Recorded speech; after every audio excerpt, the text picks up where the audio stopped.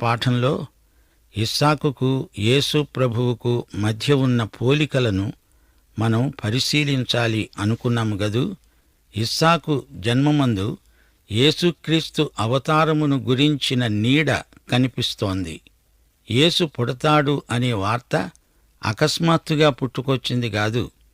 కన్యక గర్భాన రక్షకుడు పుట్టడము అనే సంఘటనకు దేవుడు మానవతను సిద్ధపరుస్తూ వచ్చాడు. ముందు గుర్తులుగా బాప్తిస్మకుడైన యోహాను పుట్టుక, సంసోను జన్మ, ఇస్సాకు జన్మ ఇవన్నీ యేసు పుట్టుకకు ముందు గుర్తులు. ఇస్సాకు పుట్టుకకు యేసుక్రీస్తు పుట్టుకకు ఉన్న పోలికలు గమనించండి. ఇస్సాకు పుట్టుక యేసు జన్మములాగే వాగ్దానపూర్వకమైనది. 25 సంవత్సరాల క్రితమే దేవుడు కల్దీయుల ఊరు అనే ప్రదేశంలో ఉండగానే వాగ్దానం చేశాడు. నీకు శారాకు ఒక కుమారుణ్ణి ప్రసాదిస్తాను. 25 సంవత్సరాలకు దేవుడు తన వాగ్దానాన్ని నెరవేర్చాడు, కుమారుణ్ణి ఇచ్చాడు. అలాగే క్రీస్తు పుట్టకమునుపే కొన్ని తరాలకు ముందు దేవుడు వాగ్దానం చేశాడు. దావీదు వంశమందు కన్యక గర్భాన క్రీస్తు పుడతాడు అనే వాగ్దానం ఇయ్యబడింది. శారాకు గాని మరియకు గాని చేయబడిన వాగ్దానములు సహజాతీతమైనవి, మానవరీత్యా అసాధ్యమైనవి. దేవదూతలు సొదొము వైపు నడిచి వెడుతూ వచ్చే సంవత్సరం ఈపాటికి నీకు కుమారుడు కలుగుతాడు అని చెప్పారు. అది అసాధ్యమనిపించి శారా నవ్వింది. ఇది ఎలా జరుగుతుంది అని ప్రశ్నించింది. కన్యక గర్భధారణను గురించి మొట్టమొదట ప్రశ్నించింది ఎవరు? మరియే. నేను పురుషుని ఎరుగని దాననే, ఇది ఎలా సాధ్యం అని అడిగింది. లూకా శుభవార్త 1వ అధ్యాయం 34వ వచనం. ఇస్సాకు, యేసు వీరిద్దరూ పుట్టకముందే నామకరణం చేయబడింది. నీకు కొడుకు పుడతాడు, ఇస్సాకు అని పేరు పెట్టుతావు అని అబ్రహాము శారాలతో దేవుడు చెప్పాడు. అలాగే పుట్టబోయే కుమారునికి యేసు అని పేరు పెట్టుమని మరియతో ముందుగా చెప్పాడు దేవుడు. మత్తయి శుభవార్త 1వ అధ్యాయం 21వ వచనం. దేవుని కాలనిర్ణయం చొప్పున ఇద్దరి పుట్టుకలు కలిగాయి. ఆదికాండం 21వ అధ్యాయం 2వ వచనంలో వచ్చే ఏడు సరిగ్గా ఇదే సమయానికి ఇస్సాకు పుడతాడు అంటే అదే సమయానికి పుట్టాడు. గలతీ పత్రిక 4వ అధ్యాయం 4వ వచనం కాలము సంపూర్ణమైనప్పుడు దేవుడు తన కుమారుణ్ణి పంపాడు. ఇద్దరి పుట్టుకలు అద్భుతాలే. ఈ రెండూ మానవాతీతమైన అద్భుతాలు. మానవ ప్రమేయం ఇందులో లేదు, దేవుడు జరిగించిన అద్భుతాలు. ఈ ఇద్దరి పుట్టుకలు తల్లిదండ్రులకు ఆనందం కలిగించిన సందర్భాలే. ఇస్సాకు అంటే సంతోషం, నవ్వు. అబ్రాహాము ఆనందంతో నవ్వలేదా?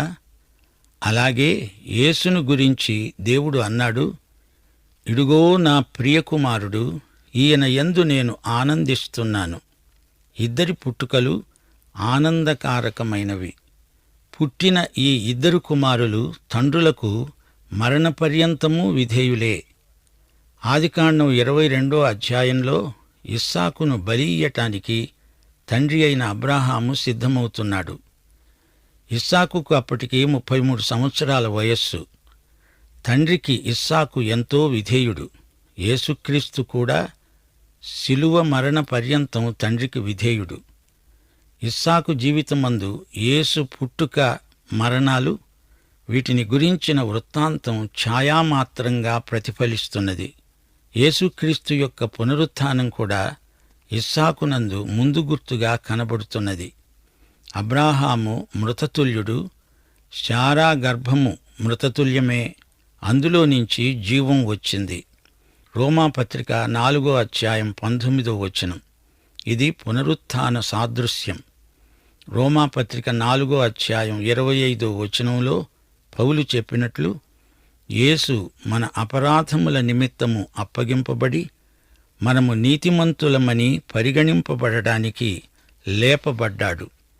అబ్రాహాము శారాల విషయమై దేవుడు ఎంతో కనికరము చూపాడు. దేవుడన్నాడు, ఈ చిన్నవానిని బట్టి, నీ దాసిని బట్టి నీవు దుఃఖపడవద్దు. శారా నీతో చెప్పే ప్రతి విషయంలో ఆమె మాట విను. ఇస్సాకు వలన అయినదే నీ సంతానము అనబడుతుంది. అనగా ఇష్మాయేలు దేవుడు వాగ్దానము చేసిన కుమారుడు కాడు.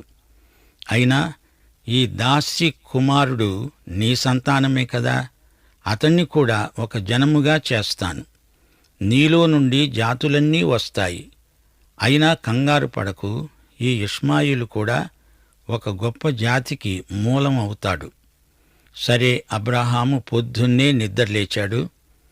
ఆహారము, నీళ్ల తిత్తి తీసుకొని ఆ పిల్లవానితో కూడా హాగరునకు అప్పగించి ఆమె భుజం మీద వాటిని పెట్టి ఆమెను పంపివేశాడు. ఆమె వెళ్ళి బెయేర్షెబా అరణ్యములో అటూ ఇటూ తిరుగుతూ ఉన్నది. ఆ తిత్తిలోని నీళ్లు అయిపోయిన తరువాత ఆమె ఒక పొద క్రింద ఆ చిన్నవాణ్ణి పడవేసి, ఈ పిల్లవాని చావు నేను చూడలేను అనుకొని వింటివేత దూరము వెళ్ళి అతనికి ఎదురుగా కూర్చున్నది. ఆమె ఎదురుగా కూర్చొని ఎలుగెత్తి ఏడ్చింది. దేవుడు ఆ చిన్నవాని మొర విన్నాడు. అప్పుడు దేవుని దూత ఆకాశము నుండి హాగరును పిలిచి అన్నాడు, హాగరు, నీకేమి వచ్చింది? భయపడకు. ఆ చిన్నవాడు ఉన్న చోటే దేవుడు వాని స్వరము విని ఉన్నాడు. నీవు లేచి ఆ చిన్నవాణ్ణి లేవనెత్తి నీ చేత పట్టుకో. అతణ్ణి గొప్ప జనముగా చేస్తాను. దేవుడు ఆమె కన్నులు తెరిచాడు. ఆమె నీళ్ల ఊట చూచి వెళ్ళి ఆ తిత్తిని నీళ్లతో నింపి చిన్నవానికి తాగించింది. దేవుడు ఆ చిన్నవానికి తోడై ఉన్నాడు. అతడు పెరిగి పెద్దవాడై ఆ అరణ్యములో కాపురముండి విలుకాడు అయ్యాడు. అతడు పారాను అరణ్యములో ఉండగా అతని తల్లి ఈజిప్టు దేశము నుండి ఒక స్త్రీని తెచ్చి అతనికిచ్చి పెళ్లి చేసింది. ఇంతటితో ఇష్మాయేలు వృత్తాంతం సమాప్తం. దీని తరువాత ఇతని ఊసే ఎత్తబడదు. అయితే ఇతని వంశీకులు అరబ్బులు ఉన్నారు. ఇది చారిత్రాత్మకమైన రుజువు. ఆ కాలమందు అబీమెలెకు అతని సేనాధిపతి అయిన ఫీకోలు అబ్రాహాముతో మాట్లాడుతూ అన్నారు, నీవు చేసే పనులన్నిటిలో దేవుడు నీకు తోడు. నీవు నన్ను గాని నా పుత్రపౌత్రాదులను గాని వంచన చేయకూడదు. నేను నీకు చేసిన ఉపకారానికి నాకు, నీవు ప్రవాసమున్న ఈ దేశానికి ప్రత్యుపకారం చేస్తాను అని దేవుని పేరట ఇక్కడే నాతో ప్రమాణం చెయ్యాలి. అబీమెలెకు అబ్రాహాముతో ఒక ఒప్పందం చేసుకోవాలని చూస్తున్నాడు. దీన్ని బట్టి ఇద్దరూ స్నేహితులయ్యారు. వారిద్దరూ నిబంధన చేసుకున్నారు. ఇది బెయేర్షెబాలో ఇద్దరి మధ్య పరస్పరం జరిగిన నిబంధన. ఈ నిబంధనకు గుర్తుగా అబ్రాహాము అబీమెలెకుకు 7 గొర్రె పిల్లలను ఇచ్చాడు. గొర్రెలు గొడ్లు ఇచ్చి పుచ్చుకున్నారు.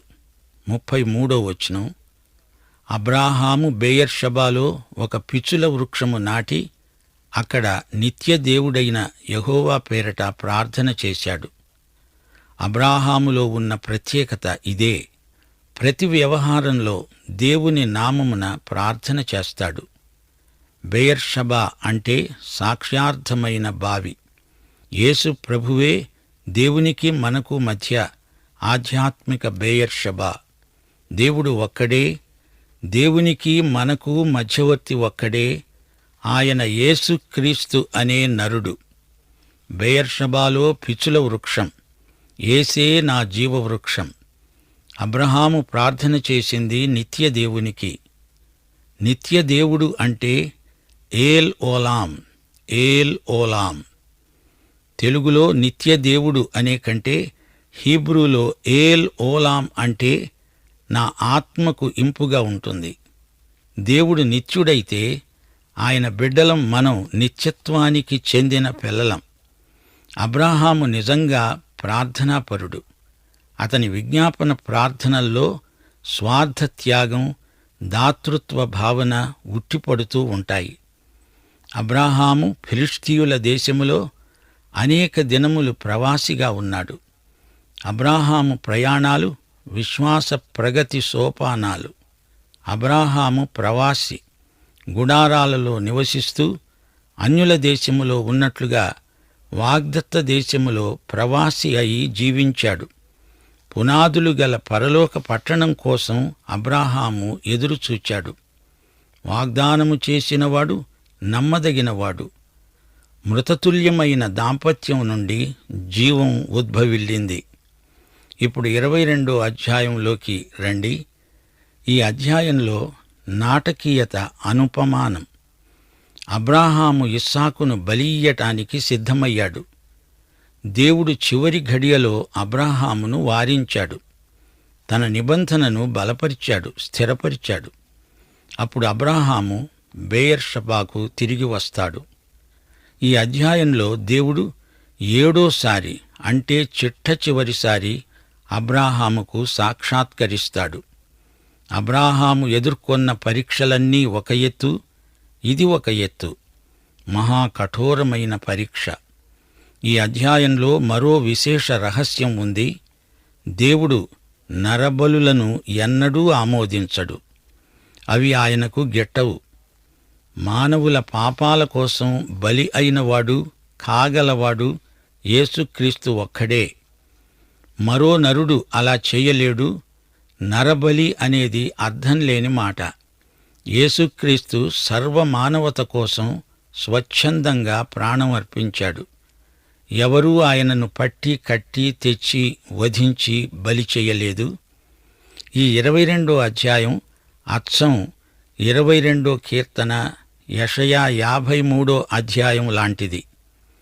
ఈ 3 అధ్యాయాలను ఒకదాని సరసన ఒకటి పెట్టి చూడాలి. క్రీస్తు శిలువ నీడ ఈ మూడింటిపై ప్రసరించింది. ఇస్సాకు పుట్టుకే కాదు, ఇస్సాకు బలి సందర్భం కూడా యేసుక్రీస్తును ప్రతిఫలించటం విశేషం. యాకోబు 2వ అధ్యాయం 21వ వచనం ఒక్కసారి వినండి. మీకేం తోస్తుంది? మన పితరుడు పూర్వీకుడు అయిన అబ్రాహాము తన కుమారుడైన ఇస్సాకును బలిపీఠము మీద అర్పించినప్పుడు అతడు క్రియల వలన నీతిమంతుడని తీర్పు పొందలేదా? దానికి అనుబంధంగా రోమాపత్రిక 4వ అధ్యాయం మొదటి 3 వచనాలు చేర్చి చూడండి. శరీరము విషయమై మన మూలపురుషుడైన అబ్రాహామునకు ఏమి దొరికింది? అబ్రాహాము క్రియల మూలముగా నీతిమంతుడని తీర్చబడిన ఎడల అతనికి అతిశయ కారణం కలుగుతుంది. కాని అది దేవుని ఎదుట కలగదు. లేఖనము ఏమి చెబుతోంది? అబ్రాహాము దేవుణ్ణి నమ్మాడు, అది అతనికి నీతిగా ఎంచబడింది. ఇదేమిటి? యాకోబు అలా అంటాడు, పౌలేమో ఇలా అంటాడు. ఎవరి మాట నిజం? అసలు సంగతి ఏమిటంటే ఇద్దరూ ఒకే అంశం మీద మాట్లాడుతున్నారు. ఆ అంశం విశ్వాసం. యాకోబు విశ్వాస క్రియలను గురించి మాట్లాడుతున్నాడు, ధర్మశాస్త్ర క్రియలు కాదు.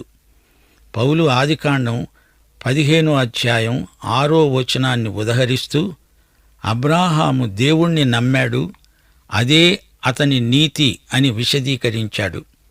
అయితే అబ్రాహాము తన విశ్వాసాన్ని విధేయతాపూర్వకమైన తన క్రియ ద్వారా రుజువు చేసుకున్నాడు. అబ్రాహాము విధేయతను యాకోబు క్రియాత్మకమైనది అంటున్నాడు. తన కుమారుణ్ణి బలి ఇయ్యి అని దేవుడంటే వెనక ముందు చూడకుండా దానికి ఆయత్తమయ్యాడు. తీరా బలి ఇచ్చాడా అంటే ఇయ్యలేదు. యాకోబు చెబుతున్నది ఆదికాండం 22వ అధ్యాయంలోని అబ్రహాము క్రియ. పౌలు మాట్లాడుతున్నది ఆదికాండంలోని అబ్రాహాము విశ్వాసం. ఈ రెండూ కలిపి చూస్తే విశ్వాసము క్రియాత్మకమైనది, క్రియ విశ్వాసాత్మకము అని బోధపడుతుంది. విశ్వాసము విధేయతాపూర్వకమైన క్రియను కోరుతుంది అని అర్థం. ఆదికాండం 22వ అధ్యాయం 1వ వచనం. ఈ సంగతులు జరిగిన తరువాత దేవుడు అబ్రహామును పరిశోధించాడు. అబ్రహామా అంటూ దేవుడు పిలిస్తే అబ్రాహాము చిత్తము ప్రభూ అని పలికాడు. పరిశోధన అంటే పరీక్ష. ఇది కేవలము విశ్వాస పరీక్ష. అంతేగాని దేవుడు ఎవరినీ కీడుకు శోధించడు. దేవుడు అబ్రాహామును పరీక్షించడానికి ఒక అసాధారణమైన పని చేయమంటున్నాడు.